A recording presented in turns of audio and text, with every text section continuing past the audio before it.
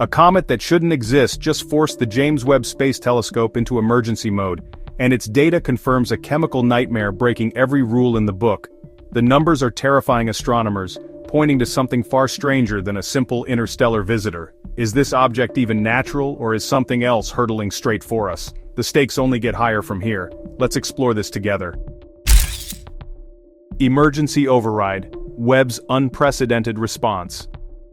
What does it take to derail the most powerful space telescope ever built? On August 6, 2025, we found out.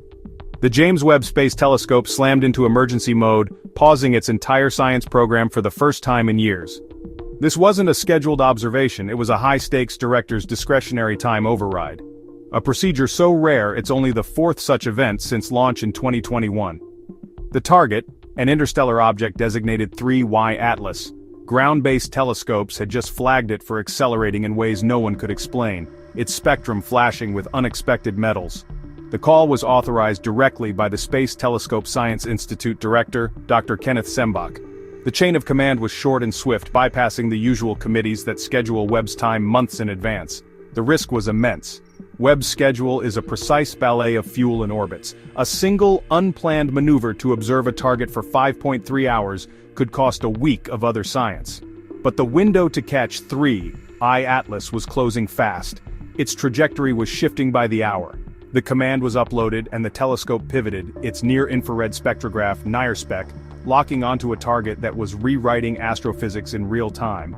This wasn't a routine target of opportunity, it was a scramble to observe an object challenging our fundamental understanding of visitors from other star systems. Early activity beyond Jupiter's orbit.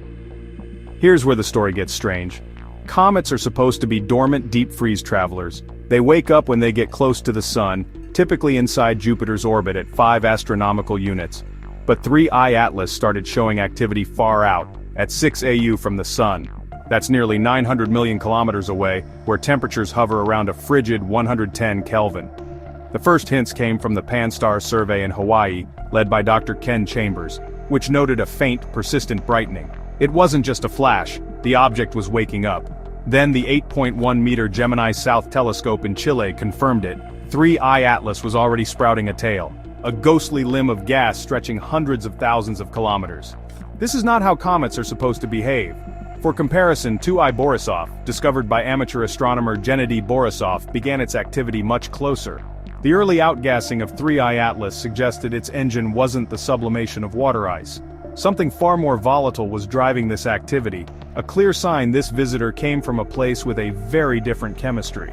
It was the first clue that 3I Atlas was a messenger carrying a very strange message, one that began long before it should have. The carbon dioxide anomaly. The moment Webb's NIRSpec instrument locked on, the chemical picture came into focus, and it was a shock. The spectrum was overwhelmed by carbon dioxide. In the cold depths of space, CO2 ice turns to gas at much lower temperatures than water ice, explaining the early activity. But the sheer quantity was staggering, with a production rate exceeding 10 to the 28th molecules per second. Webb's data revealed a carbon dioxide to water ratio of 8 to 1. Let me put that in perspective. A typical comet from our solar system like Hale-Bopp has a CO2 to water ratio of about 20%, or 0.2 to 1. The interstellar Comet 2I Borisov had a ratio of about 0.4 to 1. 3I Atlas was 20 times more CO2 rich than Borisov. As Dr. Neil Dello Russo of Johns Hopkins APL, an expert in cometary composition, would note, this is completely unprecedented. The data was undeniable, with the telltale signature of CO2 at a wavelength of 4.26 microns burning bright and broad. Water was there, but only as a faint afterthought. This wasn't just a comet with extra CO2, it was a body fundamentally built differently, pointing to a birthplace where water might be a trace element, a type of protoplanetary disk our models barely account for. Nickel without iron, an impossible chemistry. But the carbon dioxide was just the appetizer. The main course was a chemical puzzle that sent shockwaves through the astronomical community. Webb's spectrum showed clear, strong signatures of metallic nickel. At first the team suspected an instrument artifact, but the lines held firm, confirmed by the Very Large Telescope's UVS spectrograph operating at a resolving power of 80,000. The nickel was real. with a production rate of 10 to the 21st atoms per second at 3.8 astronomical units. But here's the impossible part: there was no iron. In every celestial body ever studied, the cosmic abundance ratio is about 15 parts iron to 1 part nickel. 2I Borisov followed this rule. 3I Atlas shattered it. The data showed that nickel outnumbered iron by more than 40 to 1. Imagine finding a pure platinum nugget with no trace of other platinum group metals. That's the scale of this anomaly. Spectroscopists like Dr. Dennis Bodowitz, an expert on cometary composition, would be stunned. The nickel lines at 3,415, 3,524, and 3,525 angstroms were unmistakable. But the spectrum was flat, where iron should have been. One fringe theory suggests the formation of nickel carbonyl, a highly volatile molecule, but for this to happen without its iron equivalent defies all known astrochemistry. Trajectory anomalies and acceleration spikes.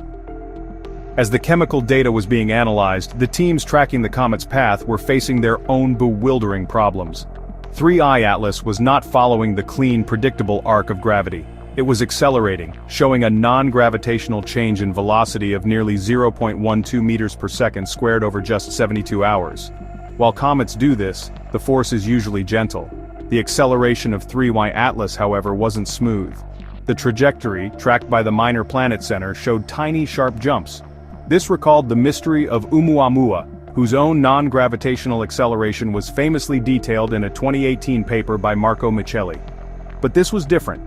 For an object estimated to be 11 kilometers across, this is like watching a mountain suddenly shift course.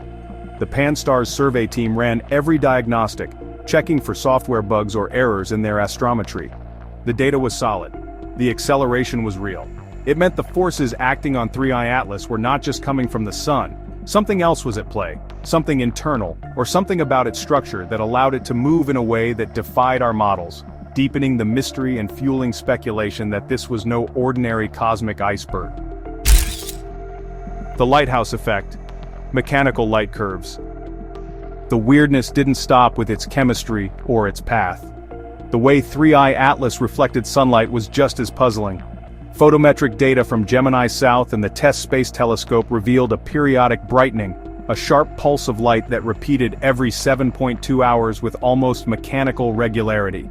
It was like a lighthouse beam. A slow, gentle tumble is expected from an outgassing comet. But this was different. The brightness changed by over 2 magnitudes, a factor of 6, which is an extreme variation. The period was too constant. Dr. Karen Meach of the University of Hawaii, who led the team that characterized Oumuamua's wild tumble, would find this regularity highly unusual. For a normal comet, the spin should slow as it loses mass, but the 7.2-hour period remained locked in. Astronomers tried to model it as a spinning, elongated object, but the sharp rise and fall of the light curve didn't fit well. Other models suggested a hollow or even a sheet-like structure with sunlight glinting off a large, flat, reflective surface. The parallels to Oumuamua were impossible to ignore, but 3I Atlas was bigger, brighter, and its light curve was even more pronounced, more rhythmic, pushing the boundaries of what a natural object could be. Ancient sky metal. Historical context. The idea of metal falling from the sky isn't new, it's woven into our history. Around 3200 BCE, ancient Egyptians hammered beads from iron they couldn't possibly have smelted. Analysis of artifacts from the Giza tombs reveals the secret. The beads contain nearly 30% nickel. No terrestrial ore has that composition. The only source was a rare type of meteorite called an ataxite. A similar story is found in Tutankhamun's tomb. Buried with him was a dagger with a blade of meteoritic iron containing 11% nickel and 0.6% cobalt, a composition detailed in a 2016 study in Meteoritics and Planetary Science. This iron from heaven was incredibly rare. The Babylonians also watched the skies, and their cuneiform tablets speak of burning stones as omens. The Akkadian word for iron, and bar comma, is sometimes translated as sky metal. These cultures didn't understand the chemistry, but they knew this metal was different, special, and came from beyond their world. They understood that when the sky delivers something new, it can be both a wonder and a warning. Today, astronomers use powerful telescopes, but the core question remains.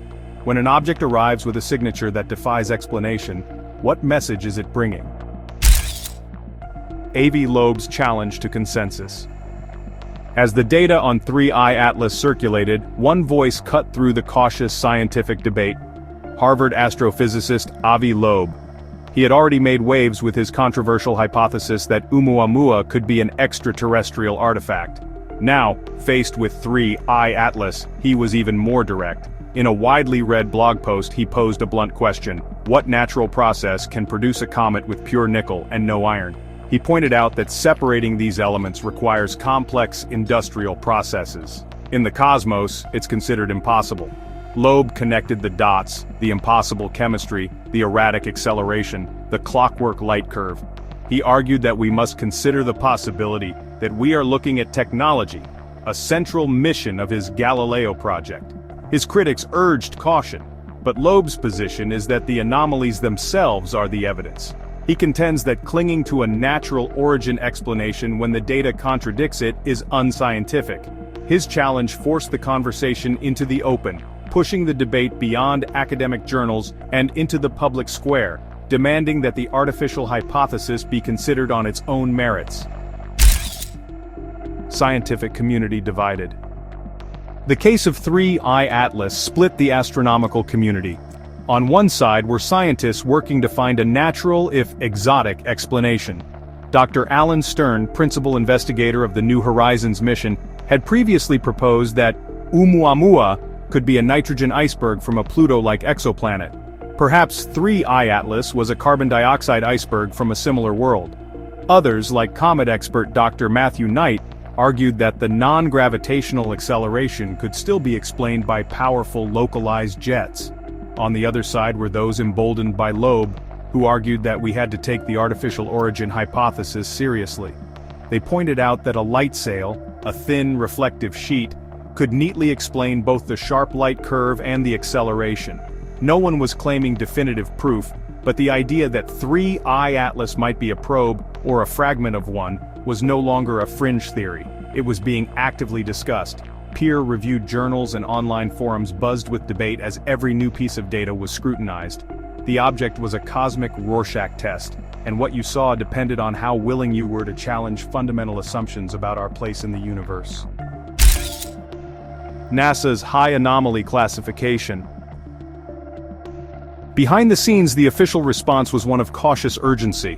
While public statements remained measured, NASA's Planetary Defense Coordination Office, led by Officer Lindley Johnson, quietly flagged 3I Atlas with a special designation high anomaly. This classification is typically reserved for near-Earth objects whose behavior is unpredictable. But in this case, it was for an object whose very nature was in question. It wasn't a threat in terms of impact, but it was a scientific wildcard of the highest order. Internal risk assessments using systems like Sentry-2, usually focused on collision probabilities, were repurposed to track an enigma. The official line from NASA remained consistent: more data is needed. Extraordinary claims demand extraordinary evidence. Yet in private, even the most skeptical scientists admitted this object was unique. The data was being triple-checked and distributed to a wider network of researchers. But until a consensus emerges, 3I Atlas remains an official mystery, an object whose strange behavior has earned it a unique place in NASA's catalog of cosmic visitors. So what is 3I Atlas? Is it a cosmic fluke, a messenger from a type of star system whose chemistry is alien to us, or is it something more? The evidence is tantalizing and deeply unsettling. An object that moves on its own, shines with a mechanical rhythm, and is made of materials that shouldn't exist in nature. It could be the first definitive proof that we are not alone in the universe, a piece of technology from a civilization far beyond our own. For now, the answer hangs in the balance, locked in the data, awaiting the next observation that could finally tip the scales. Don't forget to like, subscribe, and hit the bell icon for more deep dives into the mysteries of our cosmos. What do you think 3I Atlas is? Let us know in the comments below. Thank you for watching InnoVision Tech.